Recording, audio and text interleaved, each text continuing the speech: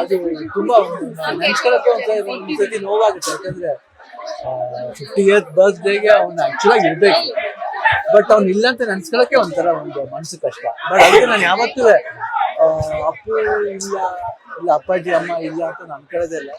ಅಪ್ಪು ಯಾವತ್ತೂ ಇರ್ತಾನೆ, ಯಾಕಂದ್ರೆ ನಾವು ಅವನ್ನ ಜೀವಂತ ಇಟ್ಕೋಬೇಕಂತ ಆಸೆ. ಅದಕ್ಕೆ ಇನ್ನು ಅಪ್ಪು ಸಿನಿಮಾ ಯಾಕೆ ನೋಡಕ್ ಬಂದಿಲ್ಲ ಅಂತ ಕೇಳಿದ್ರು.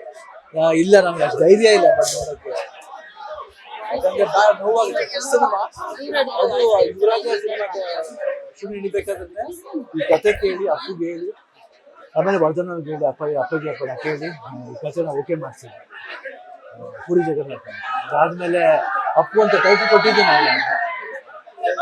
ಅದನ್ನ ನೆನ್ಸ್ಕೊಂಡಾಗ ಸ್ವಲ್ಪ ಫೀಲ್ ಆಗುತ್ತೆ, ಅದಕ್ಕೋಸ್ಕರ ಬರಲಿಲ್ಲ. ಅದು ಇವತ್ತು ರಿಲೀಸ್ ಆಗಿರುತ್ತೆ ಅವನು ಎಕ್ಸಾಂಪಕ್ಕೆ ಒಂದು ಒಳ್ಳೆ ಸೂಚನೆ ಅಂತ 100% ಅಪ್ಪು ಇದ್ದೇನೆ, ಅಲ್ಲಿ ಹೋಗಿಲ್ಲ.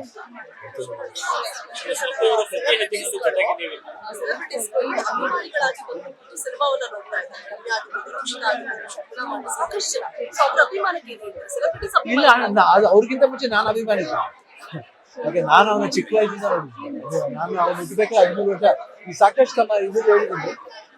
ಸೊ ಅವನ ಮಗುವಿಂದ ಅವ್ನು ಬೆಳೆದಂಗೆ ನೋಡಿದ್ವಿ. ನಮ್ಗೆ ಆಶ್ಚರ್ಯ ಆಗುತ್ತೆ ಈ ಸತಿ.